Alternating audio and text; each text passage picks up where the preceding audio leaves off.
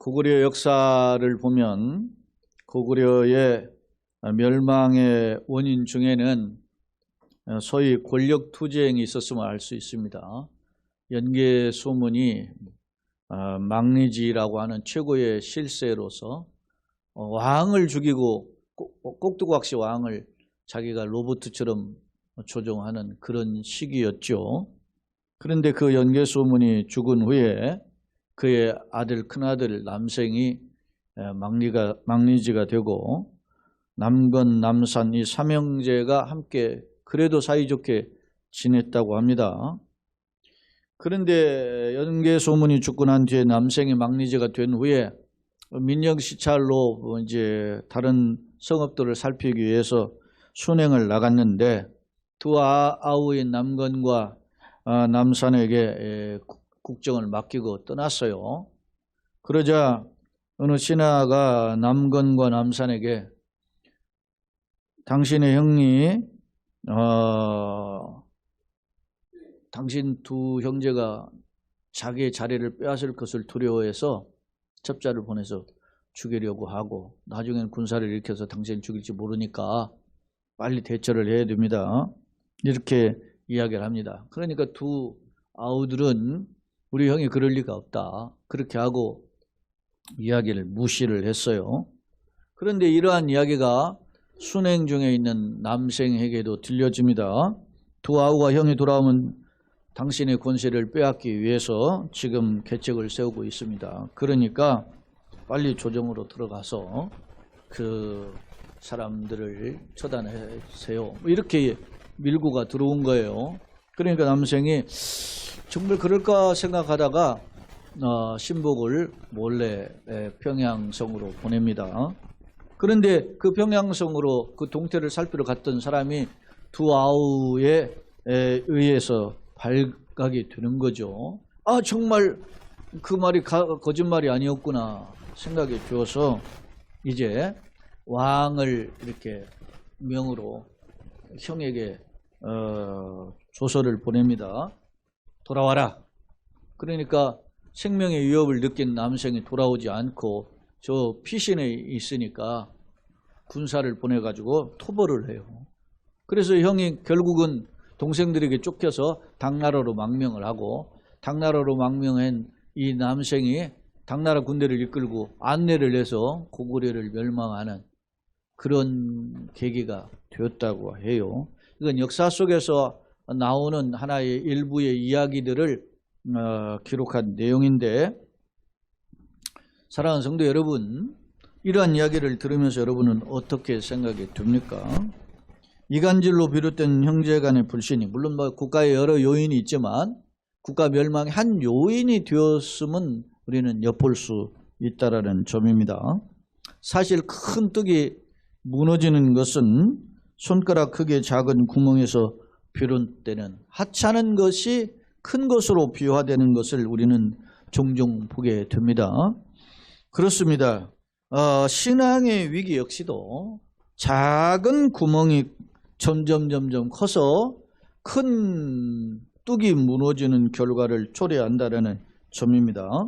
그렇다면 우리의 경우는 어떤가? 물론 작은 구멍과 같은 것들이 우리에게 닥치는 경우가 있어요. 작은 돌멩이로 어떤 면에서는 작은 어떤 것으로 우리에게 찾아올 때 그때 그럼에도 불구하고 감사하는 분도 있고 또 더 큰 오르막과 같고 더 큰 어떤 큰 바위와 같은 장애물이 있어도 그것을 걷어주시기를 해서 기도하며 믿음으로 달려가는 선배들이 있는 것처럼 또 나도 그렇게 하기를 원하는 사람이 있는 것이 사실입니다. 그러면 이런 고난이 올 때 사실은 보세요. 그 시냇물을 그런 비유를 한 적이 있어요. 신앙의 선배가 신앙생활은 시냇물이 흐르는 것과 같다.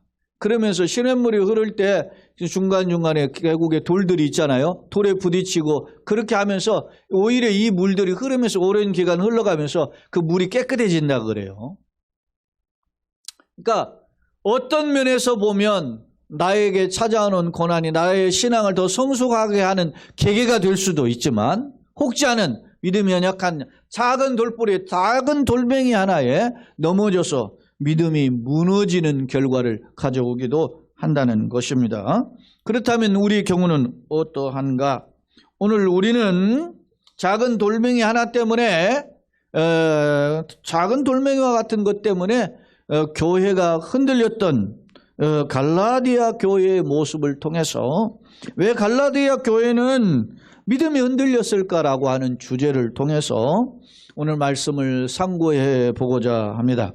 갈라디아 교회는 사실은 갈라디아 지방의 여러 교회들에게 보낸 편지입니다. 그러니까 갈라디아는 하나의 특정 교회가 아니고 갈라디아는 큰 지방에 예를 들면 뭐 학설에 의하면 북갈라디아설도 있고 남갈라디아설이 있는데 예전에는 북갈라디아설이 인정을 받았는데 최근에 남갈라디아설이 인정받고 있어요. 그러면 남갈라디아설의 경우를 보면 왜 근거가 뭐냐면 오늘 성경의 본문에서도 있는데 바울이 갔던 지역으로 보여진다 말입니다. 근데 그 지역의 대표적인 도시가 뭐 안디옥이라든지 안디옥은 비시디 안디옥이에요.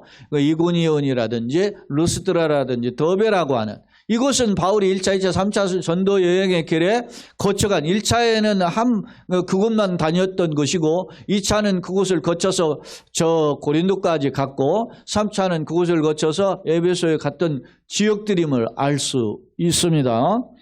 자, 오늘 보십시다. 갈라디아서 4장 12절로 14절에 보면 이런 표현이 있어요. 근거들을 한번 살펴보고자 하는 거예요. 형제들아 내가 너희와 어떻게 같이 되었은즉 너희도 나와 같이 되기를 구하노라. 너희가 내게 해롭지 하지 아니하였느라. 13절 같이 봅시다. 내가 처음에 육체의 약함으로 말미암아 너희에게 복음을 전한 것을 너희가 아는 바라. 그러니까 갈라디아 교인들은 이미 바울과 대면을 했던 경험을 알 수 있지요. 모르는 사이가 아니라 말입니다. 자기가 복음을 전할 때, 그런데 처음에 복음을 전할 때 육체의 약함으로 복음을 전했다라는 이야기를 거론하고 있어요. 이게 무슨 말인가? 14절을 계속 읽어봅시다. 너희를 시험하는 것이 내 육체에 있으되 너희가 이것을 너희가 업신여기지도 아니하며 버리지도 아니하고 오직 나를 하나님의 천사와 같이 또는 그리스도 예수와 같이 영접하였도다 라고 기록한다는 점입니다. 육체의 약함이라는 뭐냐면 바울에게 육체의 고통이 있었다라는 거예요. 그 고통이 뭘까? 학자들의 견해가 다양한데 그 대표적인 견해를 한번 보겠습니다. 사도행전 이 14장에 가보면 13장 14장에 바울의 1차 전도 여행인데 14장에 가면 바울이 이 지금 소위 남갈라디아 지방이라고 하는 이고니온, 비시디 안디옥 그리고 루스드라와 더베 이런 곳에 가서 전도를 하거든요. 특히 사도행전 4장 19절에 보면 바울이 루스드라에 전도할 때 19절을 한번 보겠습니다. 유대인들이 안디옥과 어디에서? 이고니온. 안디옥은 지금 비시디 안디옥이에요. 원래 안디옥은 성경에 지명이 두 곳이 있어요. 시리아의 안디옥이 있고 비시디 안디옥이 있는데 비시디 안디옥은 지금의 터키고 시리아 안디옥은 지금의 시리아예요. 근데 비시디 안디옥 사람들과 이고니온에 있는 유대인들이 원정을 온 거예요. 어디까지? 루스드라까지 와서 무리를 충동해가지고 바울을 돌로 쳐가지고 어떻게 했어요? 죽은 것처럼 되었다. 그래서 그거 줄질질질 끌고 시내 바깥으로 던져버린 거예요. 그러니까 피투성이가 됐겠죠. 돌 맞았는데 여러분 성할 리가 있겠습니까? 피투성이가 돼서 거의 죽은 상태가 되었던 것입니다. 자, 이러한 내용은 이게 루스드라가 어디냐면 디모데 고향이에요. 디모데가 청년 때 이 사실을 이런 상황을 다 목격한 거예요. 자, 디모데후서는 바울 사도가 죽기 전에 쓴 편지죠. 디모데후서 3장 한번 보겠습니다. 디모데후서 3장 11절에 바울이 노년의 사도가 됐어요. 벌써 지금 이렇게 피투성이가 된 지 한 그 시간적으로 상당의 시간이 돼서 바울이 이제 노년의 사도가 되고 이제 디모데는 젊은 목사입니다. 그에게 마지막 편지를 쓴 내용이에요. 자, 11절 같이 읽어볼까요? 박해를 받음과 고난과 또한 어디 안디옥과 이고니온과 루스드라는 저 디모데의 고향이라겠죠. 당한 일을과 어떠한 박해를 받은 걸 네가 과연 보고 알았거냐.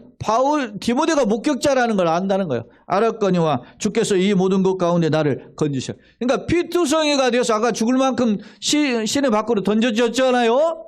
그런 상황을 알았어요. 그런데 이 루스드라 다음에 어디 갔어요? 더베라는 곳에 가요. 바울이 루스드라를 거쳐가지고 더베 이런 곳에 갔는데 그때 이렇게 피투성이가 된 바울을 보면 어떻게 했어요? 사람들이 오늘 다시 보면 너희가 내 육체의 약함을 보고 어떻게 외면하지 않았다는 겁니다. 핍박하지 업신여기지 않았다. 이 말을 하고 있는 거예요. 업신여기지도 않았고 버리지도 않았다. 14절에 앞서 그렇게 이야기했잖아요. 이 버린다라는 것은 침을 뱉다 그런 뜻이에요. 왜 그러느냐? 사람들이 어디 병자가 환자가 있으면 침을 딱 뱉어버려. 왜? 그 침을 뱉는 것은 내가 저 병으로 오염되지 않게 하기를 원하는 그 기원이 담긴 표현이라는 거예요.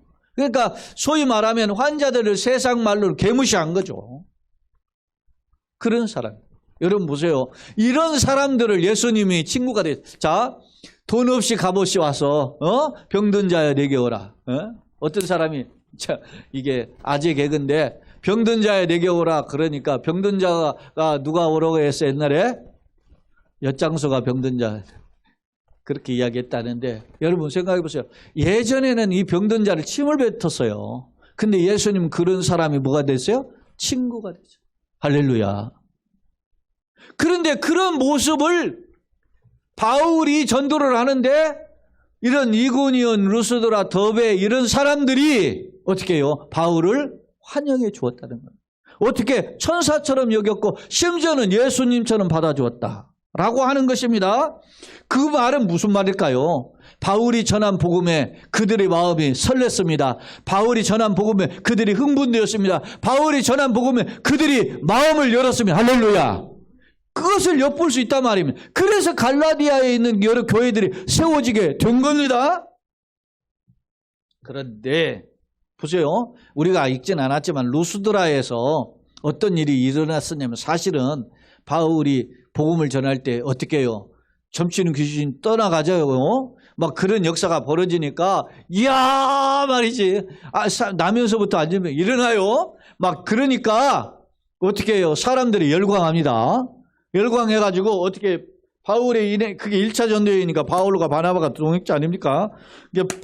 바나바를 제우스라고 하고 바울은 헤르메스라고 해가지고 그 제우스 신전의 제사장이 와가지고 말이지 제사를 드리려고 했잖아요.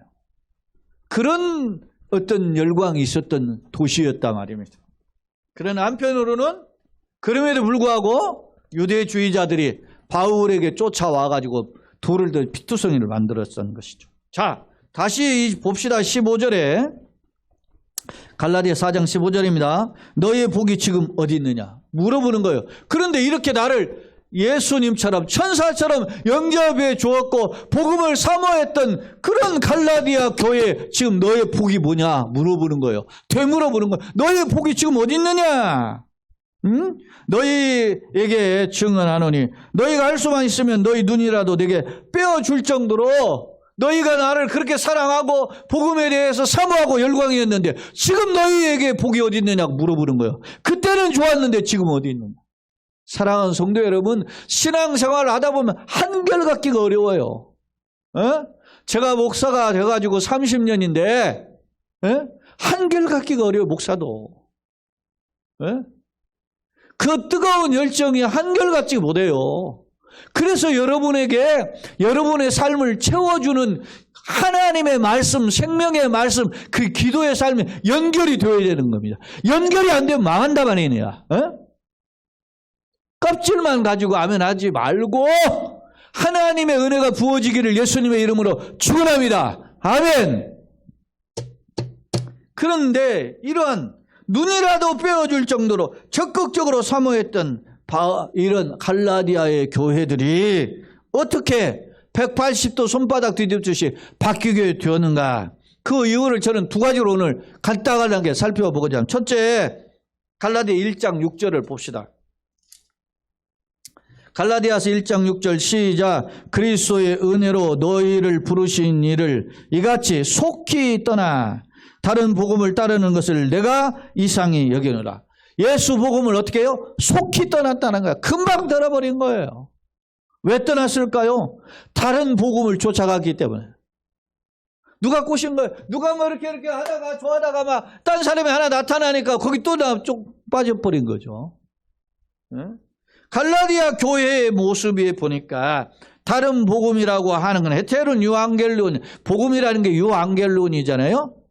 그게 소위 유앙겔론이 오늘날 뭐 영어로 보면 굿뉴스 그런 뜻인데 헤테론인 다른 뜻이라는 거예요. 다른. 네? 다른 복음을 쫓아갔다. 그런데 여러분 생각해 보세요. 도대체 다른 복음이 뭘까? 당시에 앞서 봅시다. 바울 사도가 기적을 일으키고 병자를 치료하고 어떻게 합니까? 놀라운 역사가 벌어지는데도 유대인들은 와서 돌로 던져가지고 피투성이를 만들잖아요. 유대주의자들이 다른 복음이. 그들이 바울을 가는 곳마다 쫓아다니면서 바울을 핍박했어요. 근데 이 유대주의자들의 특징이 뭐냐? 왜 예수님을 당시에 십자가에 못 박았죠? 예수님은 이단이다. 그래서 십자가에 못 박은 거예요. 왜 십자가에 못 박았니? 죄가 크게 두 가지죠. 대표적인 죄가. 하나는 신성모독, 참남죄라는 신성모독죄예요. 왜? 예수님이 하나님이라고 하니까. 나는 하나님의 아들이다. 나는 하나님이 보냈다. 이야기하니까 네가 인간으로서 어떻게 하나님이냐 해서 신성모독으로 사형에 해당한다고 죽인 거예요. 또 하나는 나는 안식일의 주인이다. 하나님이 아버지가 일하시니 나도 일한다. 안식일의 병자를 치워 안식일을 범하는 죄다. 이렇게 해서 죽인단 말입니다. 그런데 이런 유대주의자가 예수님을 이단으로 몰았는데 그런 유대주의자들의 시간이 지나면서 보세요. 지금 바울이 이 편지를 보낼 때의 시점은 어떤 학자는 한 49년, 50년 그리고 어떤 학자는 한 56, 7년 이렇게까지 봐요. 그렇다고 보면 보세요. 바울이 회심한 연대는 빠르게 보면 32, 3년 어떤 사는사 33, 4년 이렇게까지 보는데 보통 32, 3년으로 볼 때 바울이 이 편지를 보내는 시기에는 적어도 어느 정도요. 최소한 7년에 20여 년 흘렀으면 알 수가 있어요. 시간적으로. 그러니까 그동안에 어떻게 했습니까? 바울이 청년 때 회심 한 30살 정도에 빠르면 27, 8살 아니면 30살 정도에 회심을 한 것으로 보는데 그 회심한 연대가 예수님이 십자가에 죽으시고 난 지 약 5년 정도 지난 때에다. 3년에서 5년. 그런 때 복음이 어디까지 번졌습니까? 바울이 어디에서 뒤집어졌죠? 다메섹 도상에서 뒤집어졌죠. 다메섹은 지금의 시리아의 수도의 다마스커스. 그렇게 복음이 확장이 됐는데 지금 그 이후로 약 20여 년 흐르는 동안 기독교 복음이 폭발적으로 확산이 됐단 말입니다. 그러다 보니까 그 복음이 전파되는 곳에는 유대인들이 함께 속해 있단 말이에요. 다시 말하면 옛날 전통적으로 유대주의에 속해 있던 사람들이 예수님을 믿는 경우가 왕왕 등장하게 되었습니다. 그런 사람들 중에는 여전히 어떤 정체성이 있어요? 내가 과거에 어떻게 환례를 주장하고 율법을 주장하고 하는 것들을 어떻게 처리해야 되느냐에 대한 고민이 있었단 말입니다. 그러니까 교회 내에도 이런 부류들이 등장하게 된 겁니다. 여전히 할례를 받아야 된다. 우리가 살펴보겠지만 날과 달과 절기를 지켜야 된다. 이런 주장을 하는 거예요. 오늘날도 그렇게 주장하는 놈들이 있잖아요. 에? 이단 사이비들이 안상호 같은 게 그런 주장을 한단 말이에요. 그럼 우리가 그것을 어떻게 정리를 해야 되느냐라고 하는 거예요. 근데 그것이 바로 무엇이었어요? 예수 플러스 알파였단 말이죠. 예수를 믿어도 너가 십자가 예수를 믿어도 율법을 지켜야 된다. 할례를 지켜야 된다. 이렇게 주장을 했단 말입니다. 그래야 구원받는다. 그것이 뭐라고? 다른 복음이라고. 바울은 이러한 것에 대해서 이것은 뭐요? 인본주의죠. 공로주의죠. 예수 플러스 알파가 있는 게 결코 있을 수가 없지요. 그래서 이런 것은 다른 복음은 없다라고 이야기합니다. 자, 계속 보세요. 갈라디아서 1장 7절 8절. 다른 복음은 없나니 다만 어떤 사람들이 너희를 이렇게 교란하여 그리스도의 복음을 변하게 하려 합니다. 응? 그러나 우리나 혹은 하늘로부터 온 천사라도 우리가 전한 복음, 예수 십자가 부활의 복음이죠.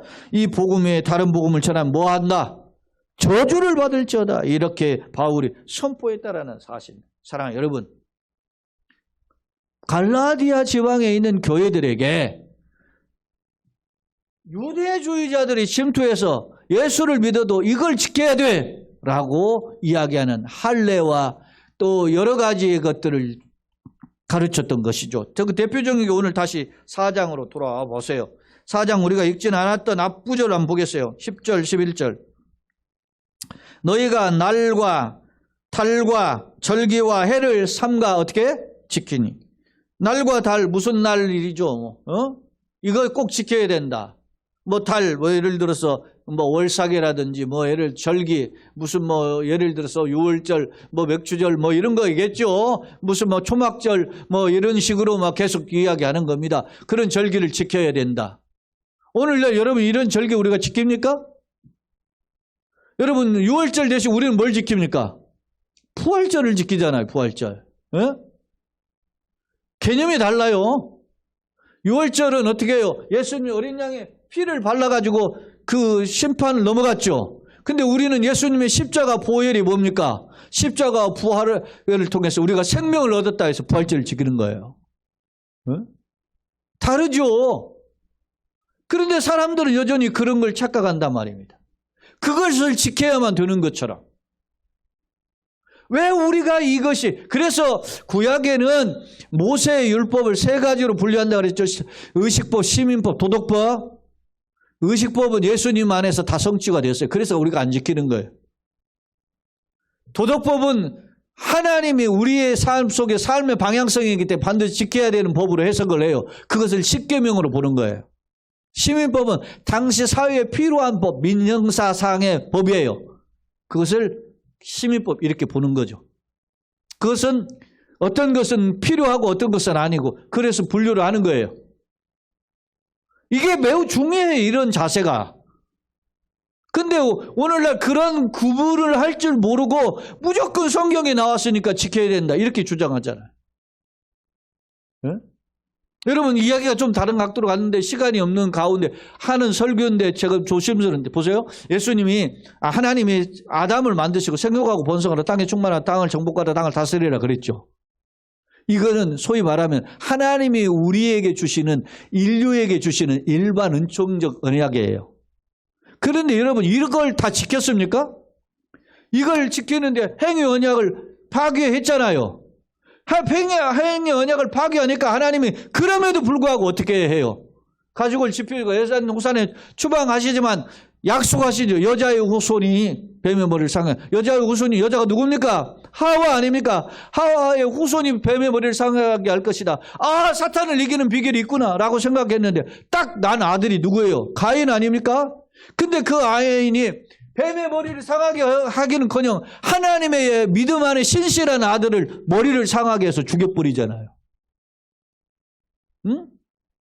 그래서 하나님이 그렇게 가인의 계보와 셈의 계보가 다른데 그 다음에 이제 셈의 계보, 셋의 계보가 다른데 셋의 후손으로 누가 옵니까?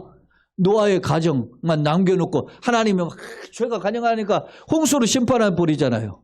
근데 노아와 세 아들, 그래 각각 부부니까 8명이 남는데 그 노아와의 같은 신실한 가정도 어떻게 해요? 여러분 창세기 9장에서 1절과 7절에 보면 생육하고 번성하라 땅을 정복하라 이 말씀을 2번이나 해요. 아담에게 했던 약속을 또 한단 말이에요. 그런데 어떻게 해요? 그들의 후손이 번성하죠. 뭘 쌓습니까? 바벨탑을 쌓는 거죠. 바벨탑. 사랑하는 여러분 이게 무슨 말이에요? 인간의 힘으로는 우리에게 진정 하나님께 닿을 수 있는 길이 없는 걸 보여주는 거예요. 오직 은혜로. 그래서 하나님이 이제는 하나님이 특별하게 한 사람을 지명한 거예요. 누구를? 우상 숭배하던 사람 아브라함의 가정을, 아브라함을 택하셔서, 그래서 하나님이 그 비상하게 아브라함의 그게 잘나고 못나에 상관없이 하나님의 약속으로 신실하게 이끌어갑니다. 여러분 보세요. 아브라함이 잘나서 번진 게 아니에요. 이삭이 잘나서 건진 게 아니에요. 여러분요, 이삭의 형 이스마엘이 있는데 제쳐놓고 이삭을 붙잡잖아요. 이삭의 아들 에서와 야곱이 있는데 형 제쳐놓고 야곱을 붙잡아요. 야곱의 12아들이 있는데 하나님이 누구를 통해서 네 번째 아들인 유다의 자손을 통해서 메시아가 오게 하세요. 철저하게 하나님의 방법이에요. 철저하게 하나님이 누군가를 내가 바라보지 않으면 무너지는 거예요. 갈라디아 교인들에게 왜 이 이야기를? 그런데 자기네들이 선민이고 자기네들이 택한 백성이고 자기네들이 우월주의에 빠져가지고 여전히 예수 십자가를 모른 채 이거 지켜야 구원받아, 할례 지켜야 구원받아, 이런 식으로 나왔다라는 사실입니다. 누가?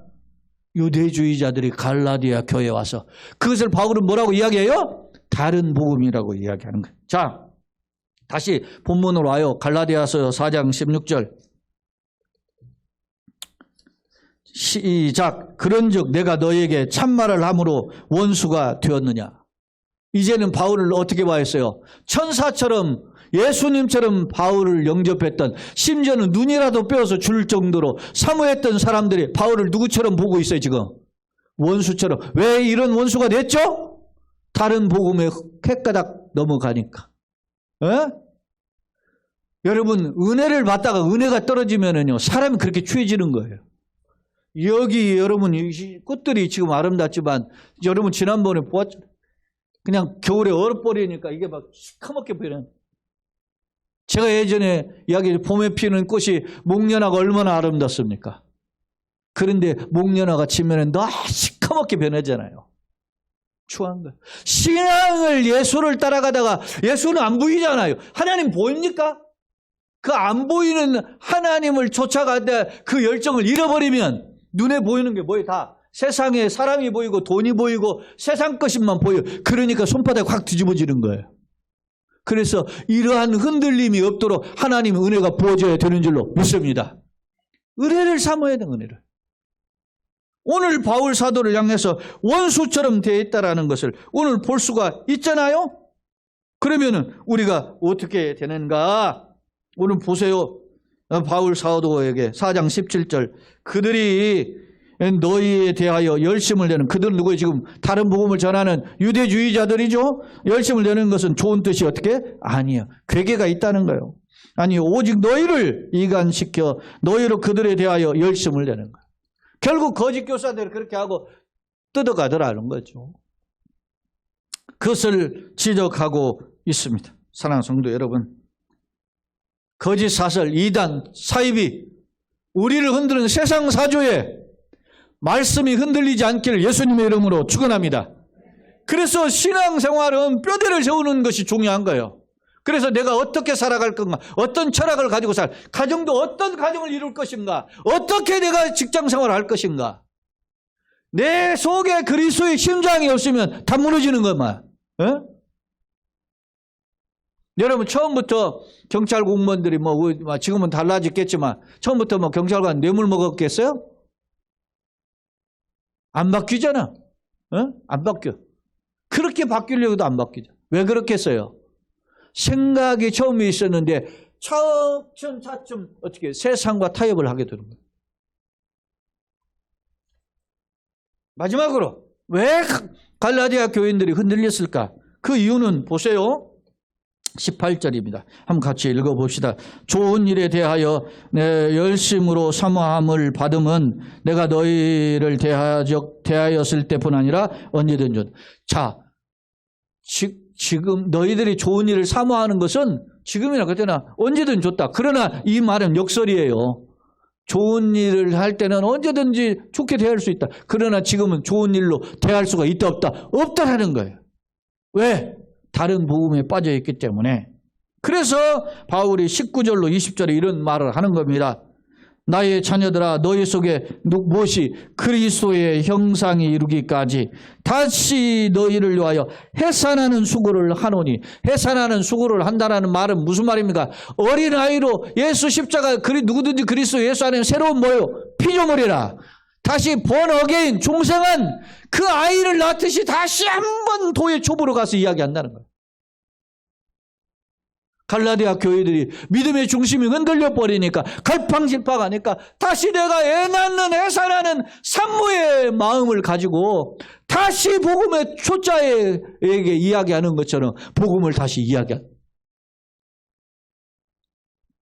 20절 내가 이제라도 너희와 함께 있어 내 언성을 높이려 하면 너희에 대하여 의혹이 있음이라 했어요. 언성이 높다는 거죠. 흥분한 거예요, 바울이 지금. 네? 여러분 제가 읽지는 않았지. 우리가 여기 보시면 갈라디아 교인들한테 하는 이야기 3장 1절 같은 경우 보면 어리석도다 갈라디아 사람들. 이 무식쟁이들아, 이 멍청한 놈들아. 네? 바울의 편지를 보면 이 갈라디아서와 이 고린도 후서가 보면 바울이 막 굉장히 흥분해서 논조가 강해요. 고린도 후서에서 보면 정신없는 말을 한다고 그러잖아요. 미친 소리 하고 있네. 그런 말이에요, 소위 말하면. 네? 왜 그래요? 바울이 이렇게 언성을 높이는 이유가 뭡니까? 다른 복음에 빠져있게. 다른 복음이 흔들린 이유가 뭐예요? 그러니까 궁극적으로 예수 복음을 바로 못 붙잡은. 예수 십자가의 복음을 놓치니까 이런 일이 벌어지는 겁니다. 세상 사람들이 무슨 철학을 하고 그냥 여러분, 응? 내가 신앙생활을 하다가 보면 다른 이야기가 들리게 되는 거예요. 공부를 더 하게 되니까 다른 것도 배우게 되죠. 그러면 사람이 이렇게 흔들리게 되는 것이죠. 다른 복음에 흔들리지 않는 예수 중심의 신앙으로 걸어가기를 예수님의 이름으로 축원합니다. 아멘. 오늘 바울이 언성을 높인 이유가 뭐예요? 그럼 예수 복음이 뭘까? 그래서 여러분이 갈라디아서 1장에서 66장까지 이루어지는 말씀 중에 갈라디아에서 중심 주제 구절이 하나 있다고 정하면 갈라디아서 2장 20절이에요. 같이 한번 읽겠습니다. 갈라디아서 2장 20절. 길지만 여러분이 다 알고 있는 말씀이 시작. 내가 그리스도와 함께 십자가에 못 박혔다니 그런즉 이제는 내가 사는 것이 아니요 오직 내 안에 그리스도께서 사시는 것이라. 이제 내가 육체 가운데 사는 것은 나를 사랑하사 나를 위하여 자기 자신을 버리신 하나님의 아들을 믿는 믿음 안에서 사는 것이라. 할렐루야. 이게 내가 그리스도와 함께 십자가에 보면 복음 찬양도 있잖아요. 내가 이제는 못 받겠다는 거예요. 그러니까 내가 이제는 사는 게 아니고 내 안에 누가 살아요? 예수님. 내가 이제 육체 가운데 지금 육신을 갖고 사는 것은 나를 사랑하사 나를 위해서 자기 몸 버리신 분이 누굽니까? 예수님을 위해 산다는 거야. 바울의 신앙 고백이 이게. 갈라디아 2장 20절 너무 중요하죠. 돌아가신 안신교회 내가요 기장측 목사들 안 좋아하는데 전부 다 이게 이 씨잘데기 없는 이야기만 하는 사람들이 기장측이에요. 이 자유주의 신학에 함몰되어 있는. 그런데 좋아하는 분 딱 둘이 있어요. 하나 돌아가신 이중표 목사님 한식교회. 이분이 늘 이야기한 고백이 뭐냐면 별세신학. 내가 죽어야 예수가 산다. 네? 그 고백의 뿌리가 이 갈라디아 2장 20절이에요. 이분이 강조한 이야기가 있어요. 한국교회는 316 복음만 너무 강조한다. 그러나 내가 깨닫고 나니까 갈라디아서 2장 20절의 복음을 전해야 돼. 이렇게 이야기한 분이야. 316 복음은 하나님 세상을 이처럼 사랑하사 독생자를 주셨으니 그거죠. 성경의 뿌리죠. 예수 믿어라. 그러면 하나님 이렇게 사랑하니까 너 예수 믿어 구원받는다. 근데 그걸로만 끝인다. 한국교회가 이 이중표 목사의 이야기 보면. 별세신학이라는 책이 있어요. 여러분 읽어보세요. 여러분 그 이중표 목사는 뭘 이야기해요? 내가 예수를 믿었으면 이제는 내가 죽어야 된다는 거예요. 죽어야 내 안에 예수가 살아서 나를 이끌어 가시라. 할렐루야. 매우 중요한 말이죠. 자, 갈라디아서 그럼 6장 결론을 한번 봅시다. 바울이 이야기한 자랑이 뭔가 14절 다 같이 시작. 그러나 내게는 우리 주 예수 그리스도의 십자가 외에 결코 자랑할 것이 없으니 그리스도로 말미암아 세상이 나를 대하여 십자가에 못 박히고 내가 또한 세상을 대하여 그러하니라. 할렐루야. 바울이 오직 십자가만 자랑했다. 오직 예수. 십자가만을 자랑한 비결을 말씀하고 있습니다. 사랑하는 여러분, 갈라디아 교회가 왜 흔들렸어요? 오직 예수를 놓쳤단 말입니다. 예수 십자가를 놓쳤기 때문에 흔들렸습니다. 바라기는 우리는 예수 안에 다시 일어서는 믿음의 성도와 가정 교회 되기를 예수님의 이름으로 축원합니다. 아멘. 자, 결론입니다. 갈라디아 교회는 한때 바울을 향해서 어떻게 했어요? 신이라고 했었잖아요. 예수님의 천사처럼 그렇게 열광했어요. 그런데 거짓 교사 때문에 흔들렸습니다. 예수 중심을 잃어버리니까 흔들렸습니다. 이는 갈라디아 교회의 문제만이 아닙니다. 우리의 모습이 될 수 있다 말입니다. 때로는 우리가 초지일관의 신앙 자세로 달려가지 못할 때가 있습니다.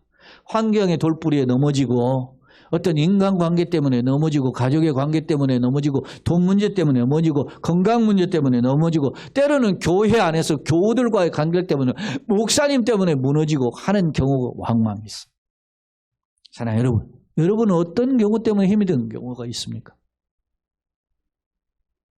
나는 세속주의의 어떤 물질관, 나는 세속주의의 인본관, 나는 세속주의의 철학 이런 것 때문에 복음을 멀리하고 있지는 않습니다.